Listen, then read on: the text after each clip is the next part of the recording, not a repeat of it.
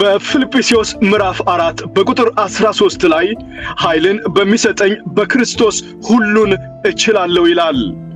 ወገኔ ያንተ ጥንካሬ ከክርስቶስ የተነሳ እንጂ ካንተ ማንነት አይደለም።